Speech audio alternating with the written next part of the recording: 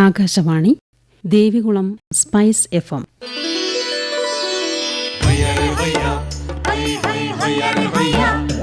കിസാൻ വാണി.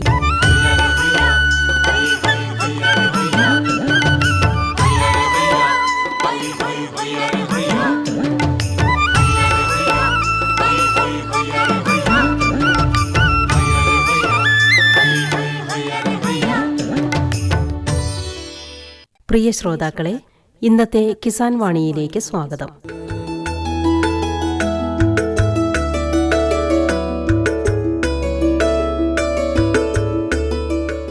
ഇടുക്കി കമ്പമെട്ടിലെ സമ്മിശ്ര കർഷകനായ ശ്രീ ജിതിൻ ജോജിയുമായുള്ള അഭിമുഖത്തിന്റെ അവസാന ഭാഗമാണ് ഇന്നത്തെ കിസാൻ വാണിയിൽ. ശരാശരി വില ലഭിക്കുന്ന ഏലവും ജിതിൻ ഉൾപ്പെടെയുള്ളവരുടെ ഉൽപ്പാദനത്തിൽ കൂടുതൽ വില നേടിത്തരുന്ന ഏലവും തമ്മിലുള്ള വ്യത്യാസങ്ങൾ പ്രധാനമായിട്ടും എന്തൊക്കെയാണ്? ഞാൻ പറഞ്ഞു കൊടുക്കുന്നത് അല്ലെങ്കിൽ ഞങ്ങളുടെ സംഘടന പറഞ്ഞു കൊടുക്കുന്ന കൃഷിരീതി പിന്തുടരുന്ന കർഷകരുടെ ഏലക്കയിൽ ഞങ്ങൾക്ക് ഒരു കാര്യം ഉറപ്പാണ്. അതിൽ ആ ഏലക്ക ജപ്പാൻ, സൗദി പോലുള്ള രാജ്യങ്ങളിലേക്ക് നിങ്ങൾക്ക് ധൈര്യമായിട്ട് കയറ്റുമതി ചെയ്യാൻ പറ്റും. കാരണം എന്താണെന്ന് വെച്ചാൽ നമുക്ക് ജപ്പാനിലെയും അതുപോലെ തന്നെ സൗദിയിലേക്കുമാണ് നമ്മുടെ കൂടുതൽ എക്സ്പോർട്ടിങ് വരുന്നത്. അപ്പോൾ ഈ രണ്ട് രാജ്യങ്ങളിലെയും കീടനാശിനികളുടെ ലിമിറ്റ് എത്രയാണെന്ന് നമ്മുടെ മനസ്സിൽ കാണാപ്പാടമാണ്.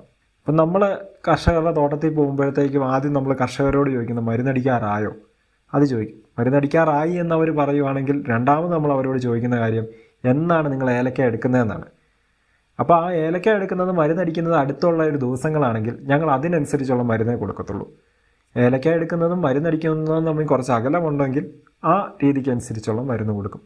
അപ്പം ഇത്രയും ഗ്യാപ്പ് കിട്ടുന്നതുകൊണ്ട് തന്നെ ആ ഏലക്ക എടുക്കുമ്പോൾ ആ ഏലക്കയിൽ നിശ്ചിത കീടനാശിനിയുടെ അളവ് വിദേശ കയറ്റുമതിക്ക് വേണ്ടുന്ന അളവിനേക്കാളും കുറവായിരിക്കും. അത് ധൈര്യമായിട്ട് പുറത്തേക്ക് കയറ്റുമതി ചെയ്ത് വിടാൻ പറ്റും. അങ്ങനെ ഒരു ഗുണമാണ് ഞങ്ങളുടെ കൃഷിരീതികൾ ഞങ്ങൾ പിന്തുടരുമ്പോൾ ഉള്ളത്. അതോടൊപ്പം തന്നെ വളപ്രയോഗം. പല കർഷകരും നേരിട്ട് വളം കൊണ്ടുപോയിടും. വളം കൊണ്ടുപോയിട്ട് കഴിഞ്ഞാൽ വളത്തിൻ്റെ പൂർണ്ണമായിട്ടുള്ള ഗുണങ്ങൾ കിട്ടുന്നുണ്ടോ എന്ന് അവർ ചിന്തിക്കാറില്ല. വളത്തിൻ്റെ പൂർണ്ണമായിട്ടുള്ള ഗുണം കിട്ടുന്നത് എപ്പോഴാണ്? ആ വളം ചെടിക്ക് എടുക്കാൻ പറ്റുന്ന രൂപത്തിലേക്കാക്കി മാറ്റി ആ വളം ചെടി എടുത്തു കഴിയുമ്പോഴാണ്. ഈ വളം ചിലപ്പം മണ്ണിൽ വിഘടിക്കാതെ ഇങ്ങനെ വെറുതെ കിടന്നു കഴിഞ്ഞാൽ അതിൻ്റെ ഗുണം പൂർണ്ണമായിട്ടും കിട്ടത്തില്ല. അപ്പം ഞങ്ങൾ കർഷകരോട് പറയുന്ന ഒരു കാര്യം, നിങ്ങൾ വളം ഇടുന്നതിനോടൊപ്പം തന്നെ ഈ വളം ചെടിക്ക് എടുത്തു കൊടുക്കാൻ വേണ്ടുന്ന ബാക്ടീരിയാസും കൂടെ മണ്ണിൽ ഉപയോഗിച്ച് കൊടുക്കണം. അങ്ങനെയുള്ള ബാക്ടീരിയയും കൂടെ മണ്ണിൽ ഉപയോഗിച്ച് കൊടുക്കുകയാണെങ്കിൽ മാത്രമേ ഈ വളത്തിൻ്റെ പൂർണ്ണമായിട്ടുള്ള ഗുണം കിട്ടത്തുള്ളൂ. അങ്ങനെ മണ്ണിനെ ജീവനുള്ളതാക്കാൻ വേണ്ടി ഞങ്ങൾ പരമാവധി ശ്രമിക്കുന്നുണ്ട്. കാരണം മണ്ണിൽ കൊണ്ടേ അമിതമായിട്ടുള്ള രാസകുമിൾനാശിനികൾ, രാസകീടനാശിനികൾ, രാസവളങ്ങളുടെ ഉപയോഗം കുറച്ചിട്ട് മണ്ണിൽ ജീവനുള്ള വസ്തുക്കൾ ഉള്ള NPK bacteria, warm, Pseudomonas, trichoderma മുതലായവയുടെ ഉപയോഗം വർദ്ധിപ്പിക്കാനായിട്ടുള്ള ശ്രമം ഞങ്ങൾ ചെയ്തു വരുന്നുണ്ട്. കാരണം മണ്ണിൽ നിന്നാണ് പല രോഗങ്ങളും കയറി വരുന്നത്. അപ്പം മണ്ണിൽ കൊണ്ടുപോയി നമ്മൾ അമിതമായിട്ട് കുമിൾനാശിനികൾ ഒഴിക്കുന്നതിനേക്കാളും ഭേദമായിരിക്കും മണ്ണിൽ ശാശ്വത നിയന്ത്രണ മാർഗ്ഗങ്ങളായിട്ടുള്ള സ്യൂഡോമോണാസ്, ട്രൈക്കോഡർമയൊക്കെ കൊണ്ടുവരുന്നത്. അതിനുള്ള ശ്രമങ്ങളും ഞങ്ങൾ ചെയ്തു വരുന്നുണ്ട്. കർഷകർ ഇപ്പോൾ അത് ബോധവാന്മാരാകുന്നുമുണ്ട്, അത് അവർ ചെയ്യാനും തയ്യാറാകുന്നുണ്ട്. താപനിലയിലെ മാറ്റം അല്ലെങ്കിൽ കാലാവസ്ഥാ വ്യതിയാനത്തിൻ്റെ പ്രശ്നങ്ങൾ മറികടക്കാനായിട്ട് പ്രധാനമായിട്ടും എന്താണ് ചെയ്യുന്നത്? നമ്മളെ സംബന്ധിച്ചിടത്തോളം അനിയന്ത്രിതമാണ് കാലാവസ്ഥ എന്നൊക്കെ പറയുന്നത്. അപ്പം നമുക്ക് ചെയ്യാൻ പറ്റുന്നതെന്ന് വെച്ചാൽ വന്നു കഴിഞ്ഞാൽ വന്നതിനെതിരെ എന്താണെന്ന് വെച്ചാൽ ചെയ്യാമെന്നുള്ളതുള്ളൂ. കൃത്യമായിട്ട് പച്ചനെറ്റ് കെട്ടിക്കൊടുക്കാൻ പറയും. അത് വെയിൽ അധികമായിട്ട് ഏൽക്കുന്ന ഭാഗത്ത് 50% ഷെയ്ഡുള്ള പച്ചനെറ്റ് കെട്ടിക്കൊടുക്കാനായിട്ട് പറയാറുണ്ട്. അതോടൊപ്പം തന്നെ നനച്ചു കൊടുക്കുന്ന സമയങ്ങൾ വൈകുന്നേരങ്ങളിലാക്കാനായിട്ട് പരമാവധി പറയും. നനച്ചു കൊടുക്കുന്നതിനോടൊപ്പം തന്നെ മണ്ണിൽ ഈർപ്പം നിലനിർത്താൻ വേണ്ടി പൊതയിട്ട് കൊടുക്കാനായിട്ട് പറയാറുണ്ട്. പിന്നെ നമുക്ക് ചെയ്യാൻ പറ്റുന്നതെന്ന് വെച്ചാൽ പൊട്ടാഷ്യം സിലിക്കേറ്റ് എന്ന് പറയുന്ന ഒരു മൂലകമുണ്ട്. അത് പൊട്ടാഷ്യം സിലിക്കയും കൂടെ അടങ്ങിയിട്ടുള്ളൊരു ഇതാണ്. അത് തളിച്ചു കൊടുക്കാനായിട്ട് പറയും. ഇലകളിൽ തളിച്ചു കൊടുക്കുകയാണെങ്കിൽ, പൊട്ടാഷ്യം സിലിക്കേറ്റ് തളിച്ചു കൊടുക്കുകയാണെങ്കിൽ ബാഷ്പീകരണം തടയാനായിട്ട് പൊട്ടാഷ്യം സിലിക്കേറ്റ് സഹായിക്കുന്നുണ്ട്. അപ്പം പൊട്ടാഷ്യം സിലിക്കേറ്റിൻ്റെ ഉപയോഗം വർദ്ധിപ്പിക്കാനായിട്ട് പറയാറുണ്ട്. പിന്നെ ചെടിയിൽ തണുപ്പ് നിലനിർത്താനും ഈർപ്പം നിലനിർത്താനും വേണ്ടി സീവീഡ് എന്ന് പറയുന്ന കടൽപ്പായലിൻ്റെ സത്ത്, സീവീഡ് എക്സ്ട്രാക്റ്റ് ഉപയോഗിച്ച് കൊടുക്കാനായിട്ട് പറയാറുണ്ട്. അസ്കോഫിലം നോഡോസം എന്ന് പറയുന്ന ഒരു സീവീഡിൻ്റെ ഉപയോഗം നമ്മൾ ജനുവരി, ഫെബ്രുവരി മാസങ്ങളിൽ ചെയ്തു കൊടുക്കാനായിട്ട് പറയാറുണ്ട്.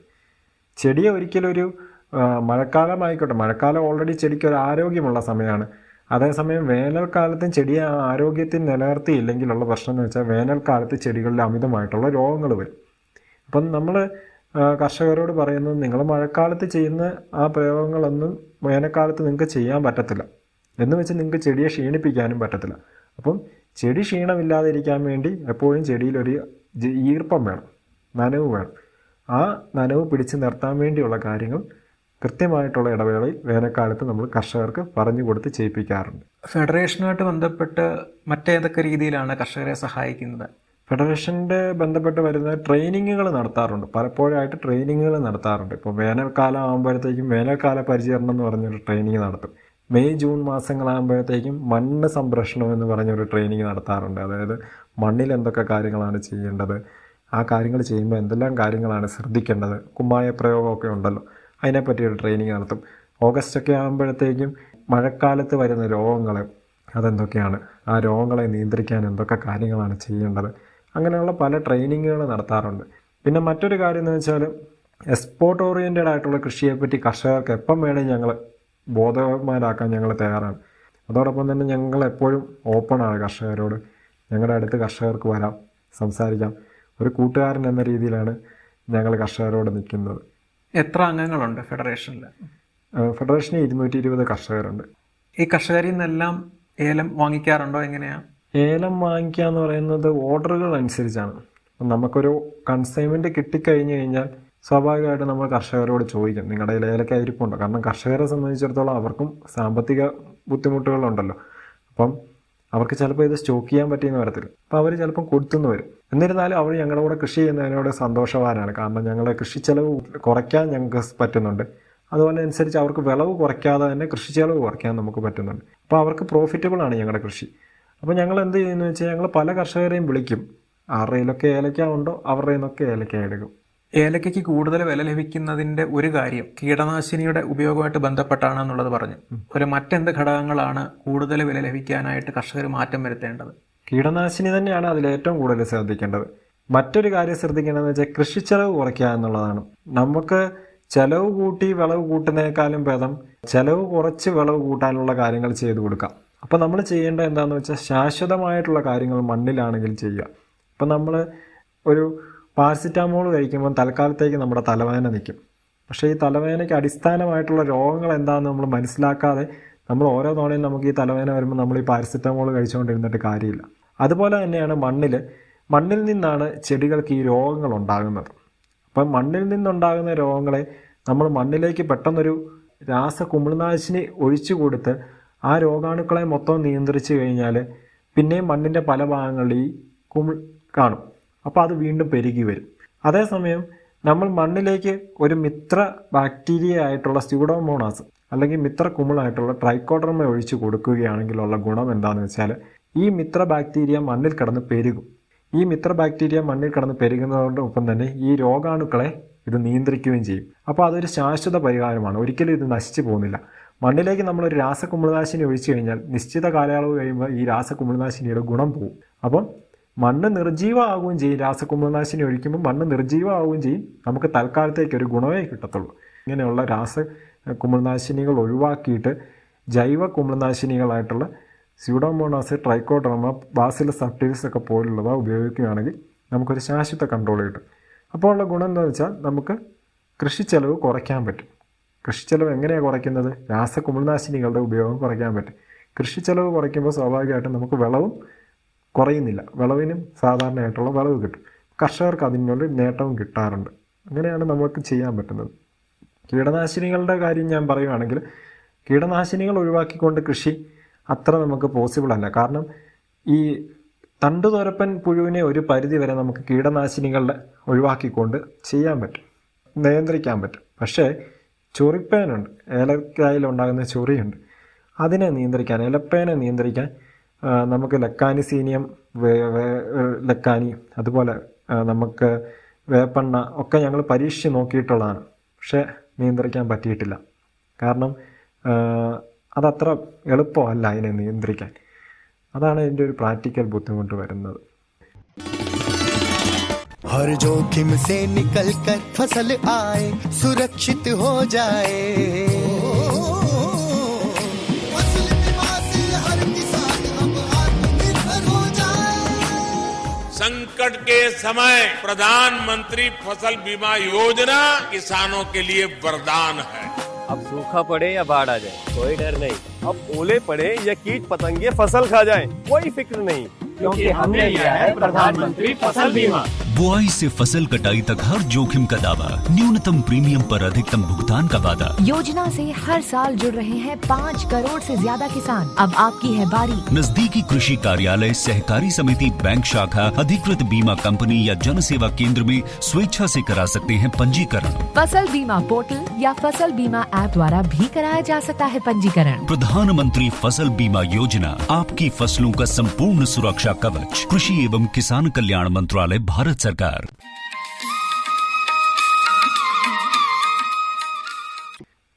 ജിതിൻ ചെയ്യുന്ന കൃഷിയിൽ ഏലമുണ്ടെന്ന് പറഞ്ഞു, കുരുമുളക്, കാപ്പി, മഞ്ഞൾ. കൂടുതൽ വെല്ലുവിളി നേരിടുന്ന ഏതാണ് ഇപ്പോൾ? തീർച്ചയായിട്ടും ഏലമാണ്. ഏലം സംബന്ധിച്ചിടത്തോളം ഈ തവണ നേരിട്ട് ഏറ്റവും വലിയ വെല്ലുവിളി എന്ന് പറയുന്നത് മെയ് മാസം അടിച്ചൊരു കാറ്റായിരുന്നു. മെയ് മാസം ശക്തമായിട്ടുള്ള കാലാവസ്ഥ പ്രതികൂലമായിട്ട് വന്നു. കുറേ ചെടി ഒടിഞ്ഞുപോയി. ആ ചെടി ഒന്ന് കയറി വരാൻ വേണ്ടി സമയമെടുത്തു. കയറി വന്ന ആ ചെടി കാ പിടിച്ചപ്പോഴത്തേക്കും പണിക്കാരില്ലാത്ത അവസ്ഥ വന്നു. ഇടുക്കി മേഖല മൊത്തം നോക്കിയാൽ മനസ്സിലാവും പണിക്കാരില്ല. പണിക്കാരില്ലാതെ നമുക്ക് ഈ കൃഷി മുന്നോട്ട് പോകാൻ പറ്റത്തില്ല. പണിക്കാരുടെ ഷോർട്ടേജ് വലിയൊരു പ്രശ്നമാണ്. രണ്ടാമത് ഏലം കൃഷി വന്നൊരു പ്രശ്നം എന്ന് വെച്ചാൽ മറ്റ് കൃഷി പോലെയല്ല, കാലാവസ്ഥ എങ്ങനെ പ്രതികൂലമായിട്ട് ബാധിക്കുന്നു, ആ ബാധിക്കുന്ന അതേപടി ഏലം കൃഷിയെയും ബാധിക്കും. അമിതമായിട്ട് മഴ പെയ്താലും പ്രശ്നമാണ്, മഴ പെയ്തില്ലെങ്കിലും പ്രശ്നമാണ്. അപ്പം അങ്ങനെ ഒരു ഇത് ഈ തവണ കൃഷി വന്നിട്ട് കാലാവസ്ഥയും നെഗറ്റീവായിട്ട് വന്നിട്ടുണ്ട്. അപ്പം മറ്റ് കൃഷികളെ ഇത് അത്ര അങ്ങ് ബാധിക്കുന്നില്ല. ഏലം കർഷകനെ സംബന്ധിച്ചിടത്തോളം എന്നും ഈ കൃഷി വിളവ് തരുന്ന ഒരു കൃഷിയായതുകൊണ്ട് തന്നെ ഏലം കൃഷിയിൽ കാലാവസ്ഥ, പണിക്കാർ ഇതെല്ലാം വളരെ പ്രാധാന്യം അറിയിക്കുന്ന ഒന്നാണ്. ഏലം കൃഷിയിൽ ചെലവ് കുറയ്ക്കാനായിട്ട് ജിതിൻ ഉൾപ്പെടെയുള്ളവർ ചെയ്യുന്ന എന്തെങ്കിലും ഒരു കാര്യം പങ്കുവയ്ക്കാമോ? അത് ശരാശരി കർഷകൻ ചെയ്യാത്തതോ അല്ലെങ്കിൽ പ്രാവർത്തികമാക്കാത്തതോ ഒരു കാര്യമായിരിക്കാം, അല്ലെങ്കിൽ വ്യത്യസ്തമായിട്ട് ചെയ്യുന്നതായിരിക്കാം. എന്താണ് ചെലവ് കുറയ്ക്കാനായിട്ട് പ്രത്യേകിച്ച് എന്തെങ്കിലും? ചെലവ് കുറയ്ക്കാനായിട്ട് നമുക്ക് അങ്ങനെ പ്രത്യേകിച്ചൊന്നും ചെയ്യാനില്ല. ചെലവ് കുറയ്ക്കാന്ന് പറയുന്നത് നമ്മുടെ കൃഷി രീതി ശാശ്വതമാക്കുക. ഞാൻ പറഞ്ഞല്ലോ, മുമ്പ് പറഞ്ഞ പോലെ ശാശ്വത കൃഷി രീതി ചെയ്യുക എന്നുള്ളതാണ്. സ്യൂഡോമോണാസ്, ട്രൈക്കോഡർമ പോലുള്ള മിത്ര കുമിൾനാശിനികൾ, അതോടൊപ്പം തന്നെ NPK ബാക്ടീരിയ പോലുള്ളവ മണ്ണിൽ ഉപയോഗിക്കുക. അങ്ങനെയുള്ളവയുടെയൊക്കെ ഉപയോഗം കൂട്ടി വരുമ്പം ഇനീഷ്യലി തുടക്കത്തിൽ നമുക്ക് കുറച്ച് ചിലവ് വരും. പക്ഷേ ക്രമേണ നമുക്ക് അതിൻ്റെ ചിലവ് കുറയും. കാരണം ഇത് മണ്ണിൽ നിന്ന് നശിച്ചു പോകുന്നില്ല. ഞാനതെപ്പോഴും മുൻഗണന അടിസ്ഥാനത്തിൽ കർഷകരെയും കൊണ്ട് ചെയ്യിപ്പിക്കുന്ന ഒന്നാണ്. ഞാൻ എൻ്റെ തോട്ടത്തിലും മുൻഗണന അടിസ്ഥാനത്തിൽ ഇത് ചെയ്യുന്നതാണ്. പിന്നെ മറ്റൊരു കാര്യം ഞാൻ ചെയ്യുന്നതെന്ന് വെച്ചാൽ, നമ്മൾ വെള്ളത്തിൻ്റെ ചിലവ് കുറയ്ക്കാൻ വേണ്ടി, വേനൽക്കാലം ആകുമ്പോഴത്തേക്കും വെള്ളമാണ് ഏറ്റവും വലിയൊരു പ്രശ്നം വരുന്നത്. വെള്ളത്തിൻ്റെ ഈർപ്പം മണ്ണിൽ പിടിച്ചു നിർത്താൻ വേണ്ടി സിലിക്കണ്ട ഗ്രാന്യൂൾസ് നമുക്ക് വിപണിയിൽ മേടിക്കാൻ കിട്ടും. സിലിക്കണ്ട ഗ്രാന്യൂൾസ് നിസ്സാര വിലയുള്ളൂ, കിലോയ്ക്ക് 10 രൂപ 15 രൂപ റേഞ്ചേ ഉള്ളൂ. അതൊരു ചെടിക്കൊരു 200 ഗ്രാം വീതം വെച്ച് ഇട്ട് കൊടുക്കും, പൊതയുടെ അടിയിൽ ഇട്ട് കൊടുക്കും. അപ്പോൾ ഉള്ള ഗുണം എന്താണെന്ന് വെച്ചാൽ, സിലിക്കൺ നമുക്ക് ബാഗിൽ തന്നെ നമ്മൾ ട്രോളിയൊക്കെ മേടിക്കുമ്പോൾ സിലിക്കൻ്റെ ചെറിയ ഇത് കാണും അല്ലേ, അതെന്തുകൊണ്ട് അതിൽ ഈർപ്പം പിടിച്ചു നിർത്താൻ വേണ്ടിയാണ്. അപ്പോൾ അതുപോലെ തന്നെ ഈ സിലിക്കൻ്റെ ഗ്രാനുവൽസ് ഇട്ട് കഴിഞ്ഞിട്ട് നമ്മൾ പൊതയുടെ അടിയിൽ ഇട്ട് കഴിഞ്ഞ് പൊത മാറ്റി നോക്കുമ്പോൾ നല്ല തണുപ്പായിരിക്കും പൊതയുടെ അടിയിൽ. കഴിഞ്ഞ വർഷം തൊട്ട് തുടങ്ങിയൊരു ഇതാണ് സിലിക്കൻ്റെ ഗ്രാനുവൽസ്. അതിന് നല്ല വ്യത്യാസമുണ്ട് സിലിക്കൻ്റെ ഗ്രാനുവൽസ് ഇട്ട് കൊടുക്കുന്നതുകൊണ്ട്. അപ്പം അങ്ങനെയുള്ള കാര്യങ്ങൾ ചെയ്യുന്നുണ്ട്. പിന്നെ മറ്റു കാര്യങ്ങളെന്ന് വെച്ചാൽ തേനീച്ചകളുടെ ഒരു പ്രാധാന്യമുള്ളതാണ് ഈ ഏലകൃഷിയിൽ. അപ്പോൾ തേനീച്ചപ്പെട്ടി വെച്ച് കൊടുത്തിട്ടുണ്ട്. തേനീച്ചപ്പെട്ടി വെച്ച് കൊടുക്കുമ്പോൾ നമ്മൾ വളരെയധികം ശ്രദ്ധിക്കണം. നമ്മൾ ചുറ്റുമുള്ള കർഷകരോടും പറയണം, നിങ്ങൾ ഫിപ്രോനിൽ പോലുള്ള കീടനാശിനികൾ ഉപയോഗിക്കാൻ പാടില്ലെന്ന്. കാരണം ഫിപ്രോനിൽ പോലുള്ള കീടനാശിനികൾ ചുറ്റുമുള്ള കർഷകരുടെ അടിച്ചാലും നമ്മുടെ തേനീച്ചപ്പെട്ടിയെ ബാധിക്കും, കോളനി മൊത്തം പോവും. അതുകൊണ്ട് തന്നെ തേനീച്ചപ്പെട്ടി വെച്ച് കൊടുക്കാറുണ്ട്. അപ്പം വിളവ് കൂടുന്നുണ്ട്. തേനീച്ചപ്പെട്ടി വെച്ച് കൊടുക്കുമ്പോൾ വിളവും കൂടുന്നുണ്ട്, നമുക്ക് നല്ല തേനും കിട്ടുന്നുണ്ട്. അങ്ങനെ ഒരു ഗുണമുണ്ട്. ജിതിൻ ഉൾപ്പെടെയുള്ളവർ കൃഷി ചെയ്യുന്ന മറ്റുൽപ്പന്നങ്ങൾ, കാപ്പി, മഞ്ഞൾ, ഈ കാര്യങ്ങൾ ഏതെങ്കിലും കയറ്റുമതിയിലേക്ക് നോക്കുന്നുണ്ടോ, ചെയ്യുന്നുണ്ടോ? ഇല്ലില്ല, കാപ്പി മഞ്ഞളൊന്നും കയറ്റുമതിയിലേക്ക് ചെയ്യുന്നില്ല. കാപ്പി മഞ്ഞൾ പോലുള്ളവയൊന്നും ഞങ്ങളങ്ങനെ പ്രധാനമായിട്ട് ഉള്ള കൃഷിയല്ലല്ലോ. എന്നിരുന്നാലും കൃഷിയിടത്തിൽ നിന്നുള്ള ഉൽപ്പന്നങ്ങൾ ഓൺലൈൻ വഴി ഞങ്ങളുടെ ഉൽപ്പന്നങ്ങൾ ഉപഭോക്താക്കളിലേക്ക് എത്തിക്കാനുള്ള ശ്രമങ്ങൾ നടത്തുന്നുണ്ട്. ഉടനെ തന്നെ അത് എത്തിക്കുകയും ചെയ്യും. മാർക്കറ്റ് സ്റ്റഡി ചെയ്തപ്പോൾ അതിന് ഏറ്റവും മികച്ച ഒരു മാർഗം ഓൺലൈൻ മാധ്യമങ്ങളാണ്. കാരണം ഇന്ന് ഓൺലൈൻ മാധ്യമങ്ങൾ ചെലുത്തുന്ന സ്വാധീനം ചെറുതല്ല. അപ്പോൾ ഓൺലൈൻ മാധ്യമങ്ങളെ യൂസ് ചെയ്യാൻ വേണ്ടി ഞങ്ങളൊരു ടീമിനെ ഏൽപ്പിച്ചിട്ടുണ്ട്. അവരതിനെപ്പറ്റിയുള്ള പഠനങ്ങളിലാണ്. അതിനുശേഷം റിപ്പോർട്ട് വെക്കാൻ പറഞ്ഞിട്ടുണ്ട്. അത് പ്രകാരം ആ ഒരു രീതി മുന്നോട്ട് പോകണം. അതോടൊപ്പം തന്നെ ഇടുക്കി, പത്തനംതിട്ട, കോട്ടയം, ആലപ്പുഴ ഈ 4 ജില്ലകളിൽ ഇനീഷ്യലി ഒരു മാർക്കറ്റിംഗ് ക്യാമ്പയിൻ നടത്താൻ വേണ്ടി പ്ലാൻ ചെയ്യുന്നുണ്ട്. ഇവിടുത്തെ കടകളിലും കാര്യങ്ങളിലും ഒക്കെ. ഇതാണ് ഞങ്ങൾ പ്രധാനമായിട്ട് ഉദ്ദേശിക്കുന്നത്. 200-ലേറെ കർഷകരുമായിട്ട് ബന്ധപ്പെട്ട് പ്രവർത്തിക്കുന്ന ഒരു വ്യക്തി എന്നുള്ള നിലയിൽ ഈ കർഷകർ പൊതുവായി പറഞ്ഞു കേൾക്കുന്ന പ്രശ്നങ്ങൾ, കൂടുതൽ ഗൗരവമായിട്ട് തോന്നിയിട്ടുള്ള പ്രശ്നങ്ങൾ എന്താണ്? ശരിക്കും 200-ലേറെ കർഷകരുമായിട്ട് ഉള്ളൊരു ബന്ധം എന്ന് പറയുന്നത് തന്നെ നമുക്കൊരു പുതിയ അനുഭവമാണ്. ഒരു പക്ഷേ ഞാൻ പഠിച്ചിറങ്ങി ഞാൻ എവിടെയെങ്കിലും ഒരു ജോലിക്ക് പോയി കഴിഞ്ഞാലും എനിക്ക് ഇത്രയും കർഷകരുമായിട്ട് ബന്ധപ്പെടാൻ പറ്റുന്നില്ല. അപ്പം പല കർഷകരും പല രീതിയിലുള്ളവരാണ്. ഇപ്പോൾ ഒരു ഉദാഹരണം പറയുകയാണെങ്കിൽ ചില കർഷകർ ഒരുപാട് പങ്കുവെക്കാൻ മനസ്സ് കാണിക്കുന്നവരാണ്. അതേസമയം ചില കർഷകർ ഒരിക്കലും നമ്മുടെ കൃഷിയിടത്തിൽ എന്താ ചെയ്തതെന്ന് അടുത്തുള്ള ഒരാളോട് പങ്കുവെക്കാൻ തയ്യാറാകത്തില്ല. അപ്പം നമുക്കിതെന്ന് മനസ്സിലായ ഒരു കാര്യം എന്ന് വെച്ചാൽ, കൃഷിക്കാരെ ബോധവാന്മാരാക്കിയാൽ അവർക്ക് വേണ്ടുന്ന നിർദ്ദേശങ്ങൾ പറഞ്ഞു കൊടുത്ത് അവർക്കും കൂടെ അറിവ് ഉണ്ടാക്കി കൊടുത്താൽ മാത്രമേ നല്ലൊരു കൃഷിരീതി നമുക്ക് ഉണ്ടാക്കിക്കൊണ്ട് വരാൻ പറ്റത്തുള്ളൂ. അപ്പം